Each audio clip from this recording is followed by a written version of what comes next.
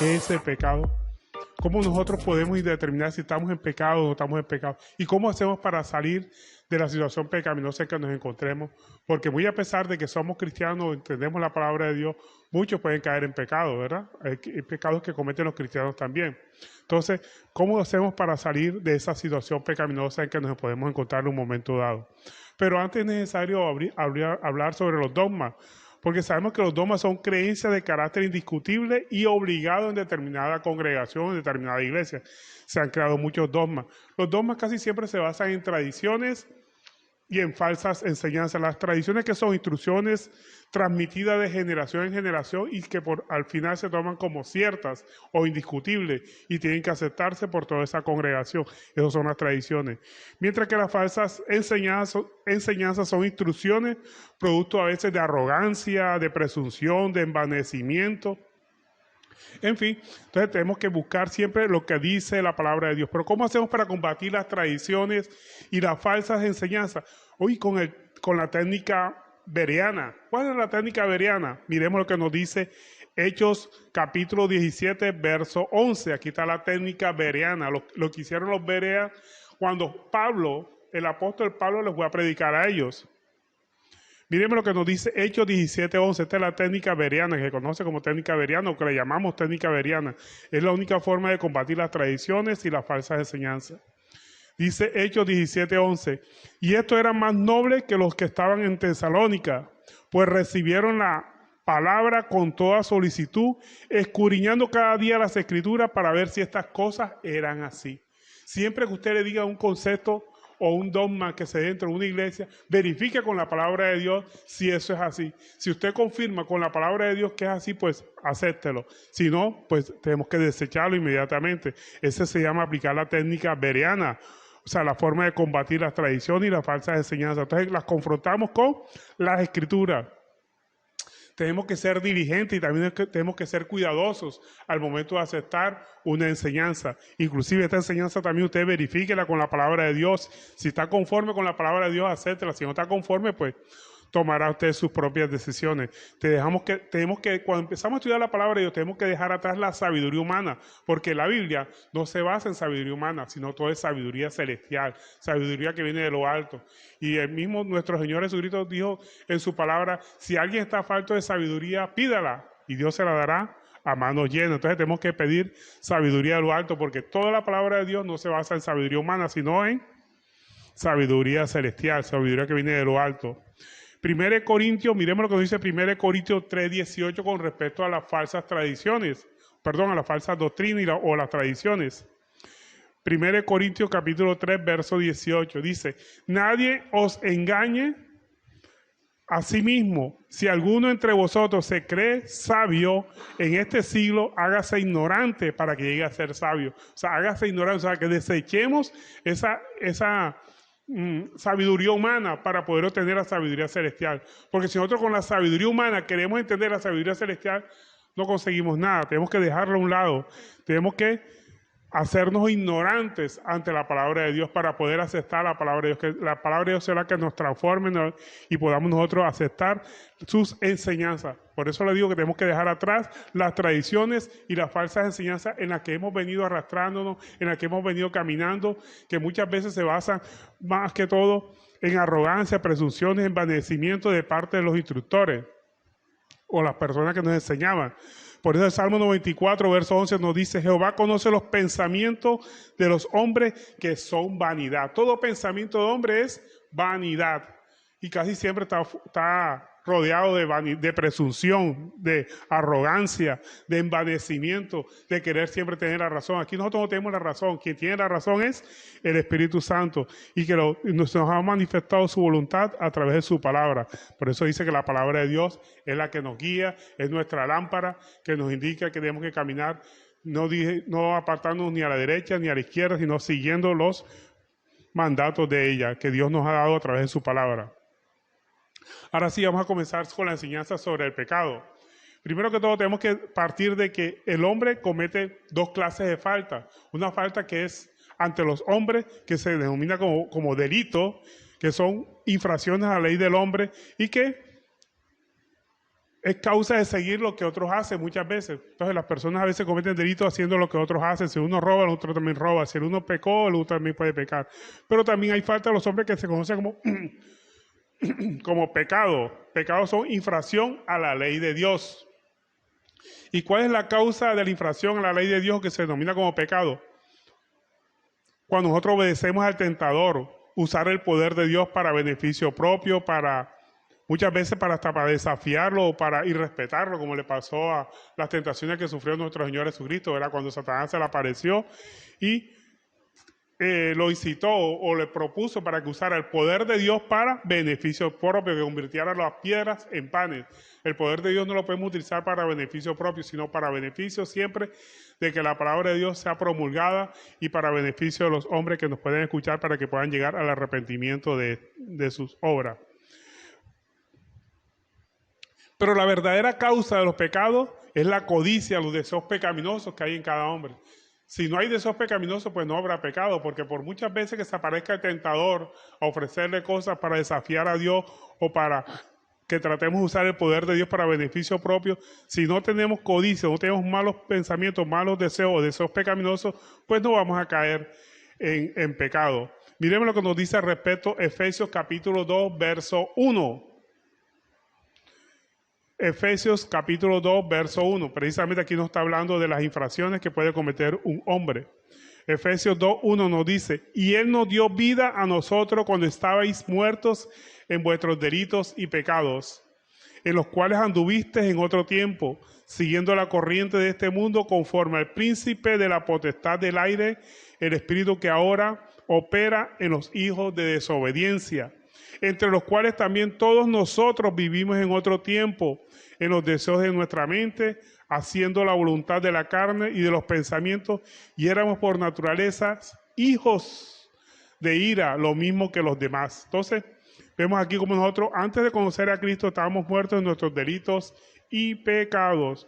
Pero entonces, para resumir, ¿qué es el pecado? El pecado es desobedecer los mandatos de Dios, ya sea por acción o por omisión. Cuando nosotros desobedecemos la palabra de Dios, pues da un resultado, ¿verdad? De hacer o de decir. Pero también por omisión. Cuando la persona sabe hacer el bien y no lo hace, pues le he contado como pecado. Así lo dice 1 Juan capítulo 3, verso 4. Dice, todo aquel que comete pecado infringe la ley, pues el pecado es infracción de la ley. Y todo el que sabe hacer lo bueno, pues, y no lo hace, también se le cuenta como pecado. O sea, que también podemos desobedecer la ley de Dios por omisión o abstención de hacer lo bueno. Pero también el pecado es ceder a los deseos pecaminosos. Eso es básicamente lo que es el pecado. Cuando nosotros cedemos a la tentación, a los deseos pecaminosos. La tentación es mala. Inclusive hasta nuestro Señor Jesucristo fue tentado. Lo malo es ceder a la tentación, hacer lo que nuestros propios deseos pecaminosos nos impulsan a hacer. Porque todos los deseos pecaminosos están en función de la vieja naturaleza del hombre, la concupiscencia que tenemos cada uno de nosotros. Por eso en Romanos 8:7 dice, por cuanto los designios de la carne son enemistad contra Dios, porque no se sujetan a la ley de Dios y tampoco pueden. Los designios de la carne no pueden sujetarse a la ley de Dios. La palabra de Dios nos enseña que existen básicamente dos clases de pecado, aunque muchas doctrinas mencionan 4, 5, 7 clases de pecado. Pero si nosotros examinamos bien la palabra de Dios, hay dos clases de pecado. Un pecado que es el pecado de muerte. ¿Cuál es el pecado de muerte? Ese que está en función de la dureza del corazón. El que se hace intencionalmente y conscientemente, persistentemente y tiene falta de arrepentimiento. Ese es el pecado que da muerte y que tiene una característica fundamental, que es voluntario, que la persona lo hace voluntariamente, se dispone a pecar y lo hace. Ese es el pecado que causa muerte. Por eso en 1 Juan 5:17 nos dice, toda injusticia es pecado, pero hay pecado no de muerte.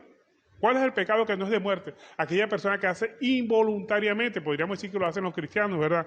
Que en un momento de rabia o ofuscación puede ofender a alguien o puede maltratar de palabras a alguien. Esos son pecados involuntarios. Y ese es el pecado que no es de muerte.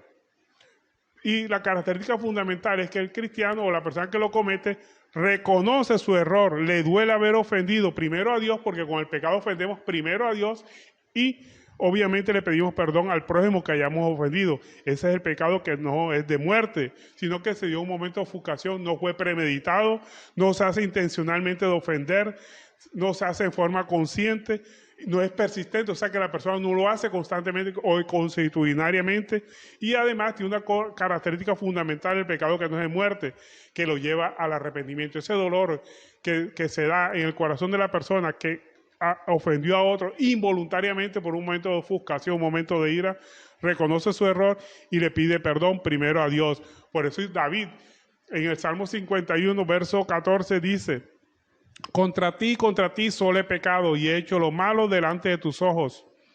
Entonces vemos aquí cómo David reconoció que había pecado, y pecados gravísimos, como era el de homicidio, el de adulterio, cometió David. Y sin embargo, él reconoció su error, su falta, y enseguida pidió perdón ante Dios. Y también cuando nosotros reconocemos nuestro pecado, no solamente ante Dios, sino también ante el prójimo, vamos y le pedimos perdón. Y eso es lo que el Señor quiere, que nosotros busquemos la forma de estar bien, de estar en paz, no solamente con Dios, sino con nuestro prójimo.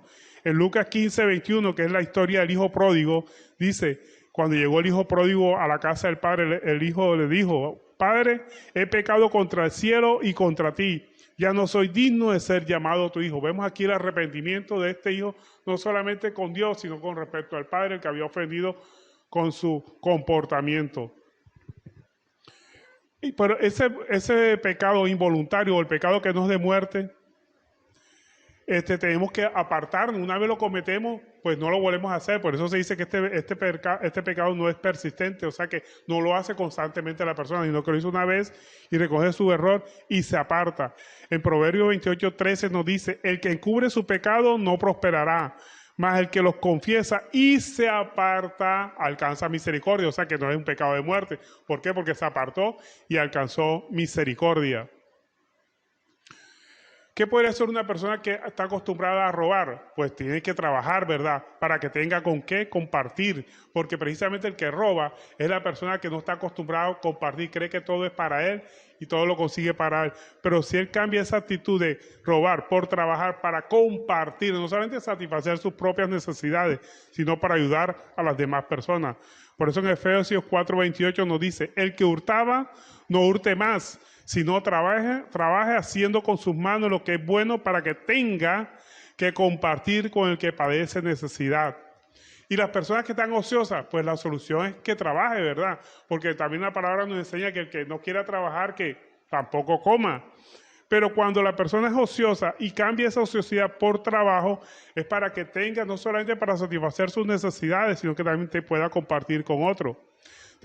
Según de Tesalonicenses 3:12 nos lo dice: a los tales, o sea, a los que están ociosos, les mandamos y exhortamos por el Señor Jesucristo que trabajando sosegadamente coman su propio pan. O sea, que nosotros tenemos que comer el pan que otro trabaje, sino comer el propio pan que nosotros podamos producir a través de nuestro trabajo.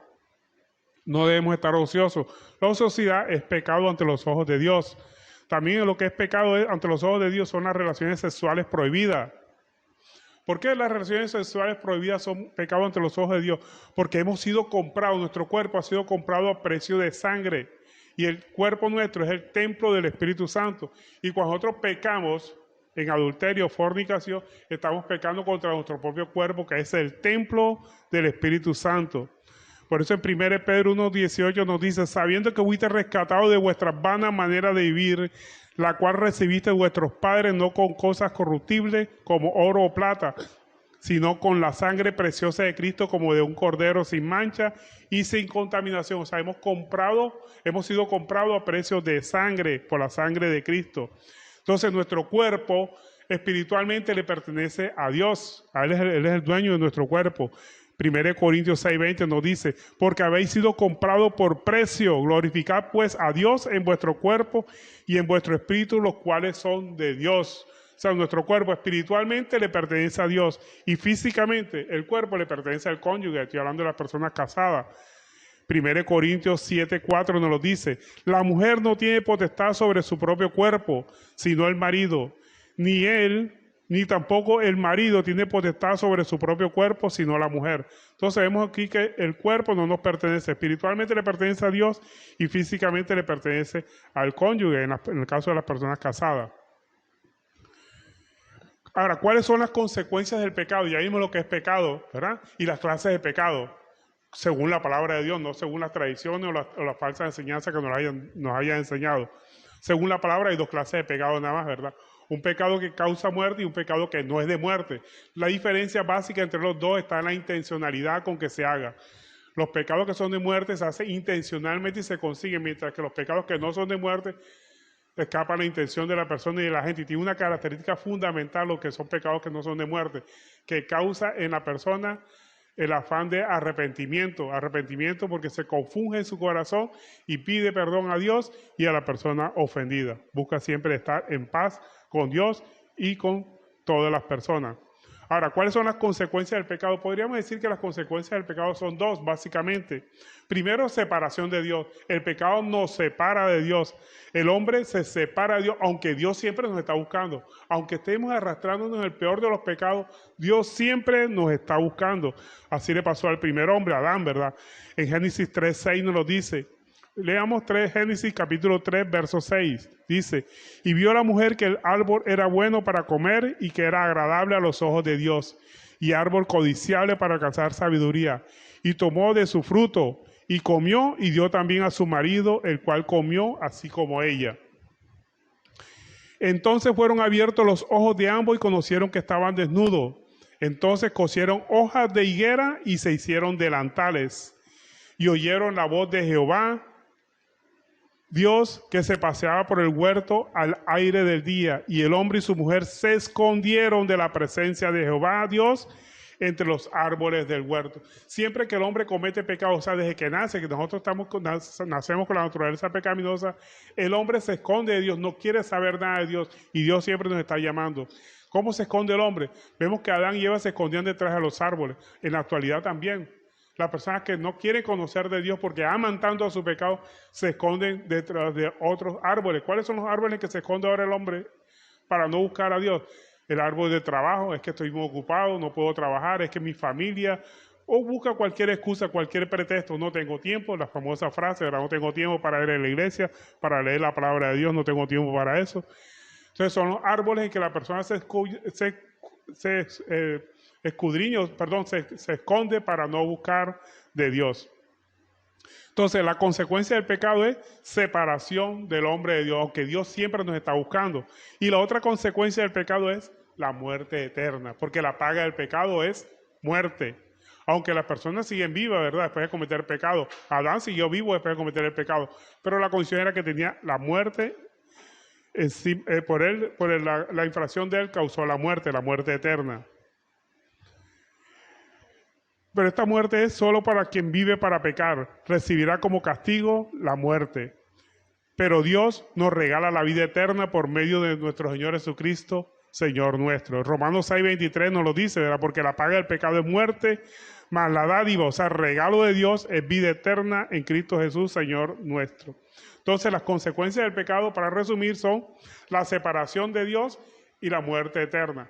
Y para eso vino Cristo, para darnos vida y vida en abundancia. Cristo vino a reconciliarnos con Dios y a darnos vida y vida en abundancia. Pero ¿cuál es el origen del pecado? El origen del pecado es el acto de un hombre que introdujo ese pecado. Ese pecado lo recibimos nosotros, esa condición de pecaminosa la recibimos nosotros al nacer. Recibimos el viejo hombre. Por eso en Romanos 5:12 nos dice, por tanto, como el pecado entró al mundo por un hombre y por el pecado de la muerte, así la muerte pasó a todos los hombres por cuanto todos pecaron. Entonces, el pecado entró al mundo por un hombre y a través de este hombre, ese pecado se diseminó a todos los hombres por cuanto todos hemos pecado, dice la palabra de Dios. Y ese pecado produce también muerte eterna, porque la paga del pecado es muerte. Y el origen de la salvación, o sea, el pecado y la condenación, el origen de esa salvación es la obediencia de un hombre, la obediencia de nuestro Señor Jesucristo, el cual nos dio justificación y nos da vida eterna. Pero eso lo recibimos solamente si hacemos o experimentamos el nuevo nacimiento. Aceptamos el sacrificio de Cristo en la cruz del Calvario, obedecemos su palabra a través de la fe. Nuestra buena obra no nos da la salvación, sino que nosotros con base en la fe hacemos buenas obras.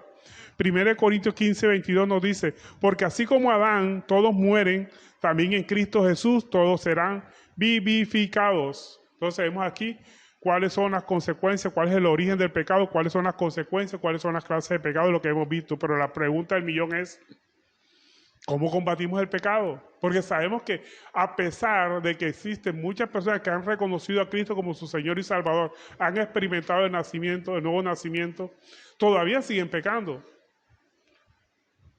Pues son los pecados que no producen muerte. Pecado no es muerte, pero hay otro pecado que sí es de muerte, las personas que no se arrepienten. El cristiano, para que pueda dejar de pecar, ¿cómo hacemos para combatir ese pecado? Pues la solución nos lo da la palabra de Dios. En Juan 8:36 nos dice, así que si el Hijo os libertare, seréis verdaderamente libres. O sea, la única forma de nosotros poder salir de esa condición pecaminosa es a través de Jesucristo, no hay otra. Jesucristo es el que nos liberta de nuestra vana manera de vivir, nos hace un cambio externo y un cambio interno. Cuando nosotros comenzamos a caminar en el camino cristiano o conocemos la palabra de Dios, enseguida experimentamos un cambio externo. La persona cambia hasta su manera de vestir, su manera de comportarse, la cambia internamente. Pero hay algo que no puede cambiar, son sus pensamientos. Siempre habrá pensamientos que maquinan el mal, y habrá tendencia siempre al mal. El problema radica en que el comportamiento externo puede transformarse en un comportamiento doble. ¿En qué sentido? ¿Qué significa comportamiento doble? O sea que en público se comporta como un santo, pero en privado realiza pecados. Eso lo hacen bastantes cristianos. En público son santos, en la iglesia son santos, todas las personas en la iglesia son santos. Inclusive en la iglesia tienen una forma de vestir, pero en la calle tienen otra. Tienen una forma de comportarse en la iglesia o entre los hermanos de una forma, pero en la calle con los amigos que son inconversos tienen otra forma. O sea, que tienen un doble comportamiento. Un comportamiento público que es fingido y un comportamiento privado que es el origen del pecado. Por eso en Efesios 4:22 nos dice, en cuanto a la pasada manera de vivir, despojaos del viejo hombre. Tenemos que sacar afuera lo que hacíamos anteriormente, que está viciado conforme a los deseos engañosos y renovaos en el espíritu de vuestra mente. O sea que lo más importante que nosotros tenemos que hacer es renovar nuestros pensamientos con base en la palabra de Dios. Ahí es donde está el origen del pecado, en nuestra forma de pensar. Entonces, cuando Cristo llega a nuestro corazón, cuando experimentamos el nuevo nacimiento, nosotros tenemos que buscar ese cambio interno, dejar los vicios, los malos deseos. Pero los vicios y los malos deseos también se pueden obtener bajo técnicas humanas. ¿Cuáles son las técnicas humanas? Reemplazar esos vicios o esos malos deseos con cosas buenas, ¿verdad? Como la humildad, el dominio propio. Y muchas personas la practican, esa humildad, cambiar los malos hábitos que tenían por nuevos hábitos, buenos hábitos. Y eso no es malo.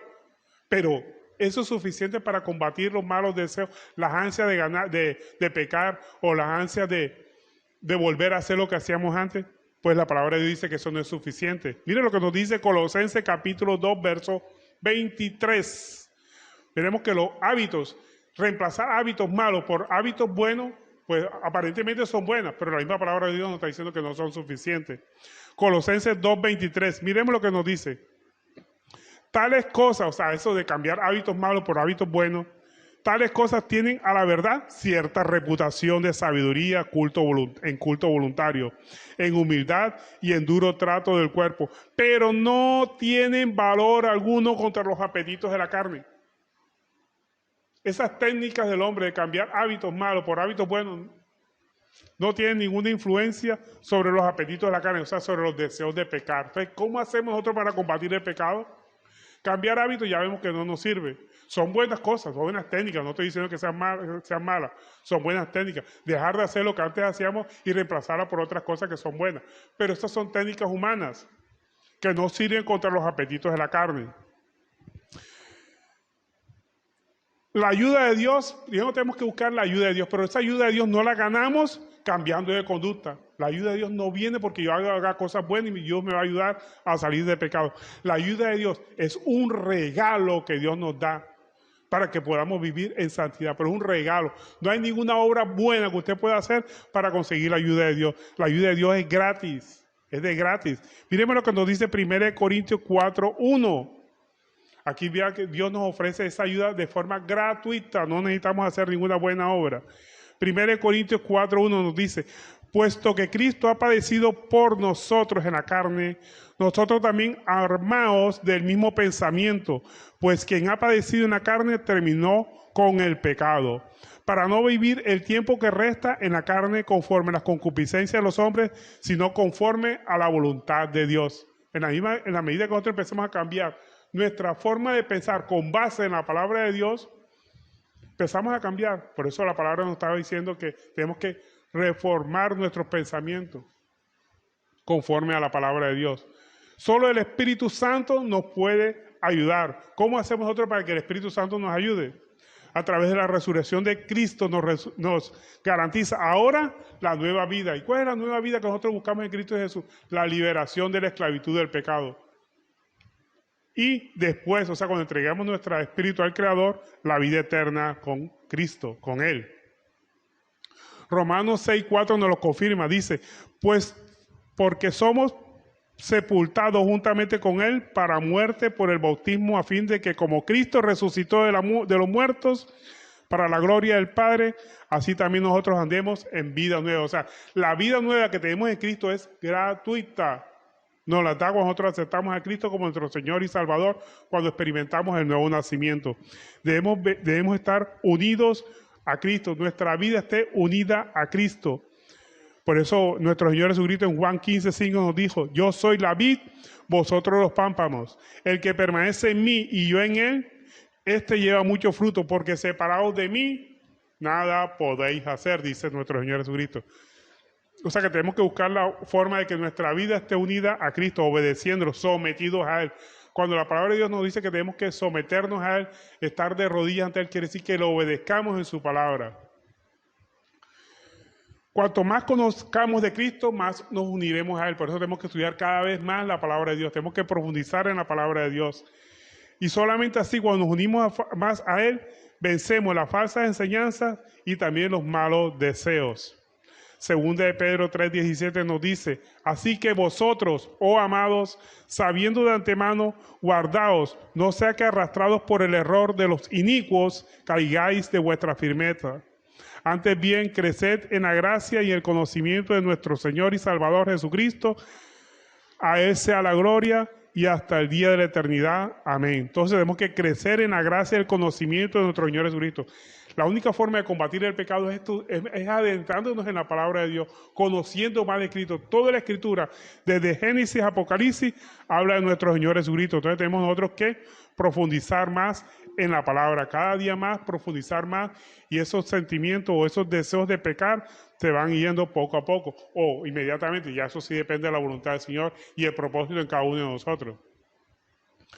Para concluir, podríamos decir que no podemos dejar de pecar a nuestra manera, utilizando métodos carnales, con técnicas humanas, modificando nuestros comportamientos malos por comportamientos buenos, tener actitudes buenas para contrarrestar las actitudes malas. Esas son técnicas humanas. No sirven contra los apetitos de la carne, ya lo vimos en Colosenses 2:23. Son técnicas buenas, y de hecho son buenas, lo utilizan muchos psicólogos, pero no pueden hacer nada contra los apetitos de la carne. Los apetitos de la carne son muy grandes. La única forma de contrarrestar nuestra concupiscencia, nuestra inclinación a pecar, es a través de la palabra de Dios. Las técnicas humanas, ¿qué dicen? Que para dejar de emborracharse, pues tienes que dejar de beber, ¿sí? Pero ¿cómo hace para dejar de beber si tiene un vicio de beber? Ya vimos que es difícil que una persona que tenga ese vicio lo deje, ¿verdad? También dicen que si usted murmura, debe dejar de oír chisme. Entonces, en la medida que usted deje de oír chismes, se le van a quitar las ganas de murmurar, porque no tiene material para llevar y murmurar de la gente. Cuando la gente murmura es porque ha oído un chisme. Fulanito se casó, fulanito hizo esto otro, y va y se lo lleva a otro. Eso es lo que se llama murmurar. Entonces, la forma de murmurar, de dejar de murmurar conforme a las técnicas humanas, es dejar de oír chismes. Pero que va, el que es chismoso siempre será chismoso, a menos que el Espíritu Santo lo modifique, lo corrija y lo haga nueva criatura. Ahora, para las personas que odian, ¿qué dice la técnica humana? Dejar de ser orgulloso. Vaya y pídele perdón a esa persona, pero el orgullo es tan grande que no es capaz de pedirle perdón ni siquiera a Dios. Para los que mienten, tienen que dejar de justificarse, porque la mentira es para evitar que nos descubran alguna falta que nosotros hayamos hecho. Entonces, cuando nosotros dejamos de justificarnos, dejamos de mentir. Porque podemos aceptar con la frente en alto cualquier error que hayamos cometido. Entonces, la técnica, dice el hombre, para dejar de mentir es dejar de justificarnos. Y la palabra de Dios dice que los mentirosos no heredarán el reino de los cielos. Pero la pregunta es, si los mentirosos no heredan el reino de los cielos, ¿por qué en la Biblia se habla de dos personas que mintieron y sin embargo están en el salón de la fama de los grandes expositores de la fe, como las parteras en Egipto, y también tenemos el caso de la Rahab, la ramera? Estas dos personas mintieron y sin embargo vemos que están en el salón de la fama. ¿Por qué? Porque precisamente ellas mintieron para proteger vida. Entonces, si nuestro afán de mentir es para proteger vida o para que la palabra de Dios fluya, vamos a tener la bendición de Dios. Pero si realmente la mentira que nosotros decimos es para justificar nuestro ego, de no reconocer nuestras faltas, esas sí son faltas ante Dios. Porque demuestra que todavía no hemos nacido espiritualmente, no hemos nacido de nuevo. O sea, la única forma de dejar de pecar, solo Cristo la puede hacer, con el Espíritu Santo viviendo en nosotros. Es un regalo de parte de Dios. Cristo venció y Cristo mismo nos lo regala a nosotros. Juan 8:36 nos lo confirma. Dice, así que si el Hijo os libertare, seréis verdaderamente libres. Y esa templanza o dominio propio es un fruto del Espíritu, no es fruto de la actividad humana para poder dejar de pecar. Eso es un fruto del Espíritu. Cuando Cristo vive en nosotros a través de su poderoso Espíritu Santo, nosotros tenemos esa templanza que es obra del Espíritu Santo. Ahora, si todavía pecamos siendo cristianos, pongamos nuestra atención en Jesús, en Cristo Jesús. Puesto los ojos en Jesús, el autor y consumador de la fe. En Él tenemos que poner nuestra atención, seguir sus enseñanzas. No en lo que nos hace sufrir, no en el pecado, no en las circunstancias. Segunda de Corintios le pasó a Pablo, ¿verdad? Segunda de Corintios 12:9, cuando el apóstol Pablo le sugirió a Dios que le quitara ese aguijón que tenía en la carne, que la Biblia no especifica que era el aguijón. Algunos dicen que era problema en los ojos, una enfermedad en los ojos. Otros dicen que era tendencia a pecar, una tendencia pecaminosa. En definitiva, que Dios simplemente, ¿qué le dijo a Pablo cuando él le dijo, quítame este aguijón? ¿Qué le dijo Dios? Según de Corintios 12:9 le dice, y me ha dicho, bástate mi gracia porque mi poder se perfecciona en la debilidad. Por tanto, de buena gana me gloriaré más en mis debilidades para que repose sobre mí el poder de Cristo. Entonces, pongamos siempre la mirada en Cristo. ¿Y qué significa poner la mirada en Cristo? Poner toda nuestra atención en las enseñanzas de nuestro Señor Jesucristo y seguir todas sus enseñanzas para que podamos vivir en una vida nueva. Y la vida nueva significa precisamente dejar de pecar y obtener esa promesa de vida eterna en cada uno de nosotros. Bueno, y esta ha sido la enseñanza por el día de hoy. Espero que la atesoren en su corazón y lo más importante, que la pongan por obra.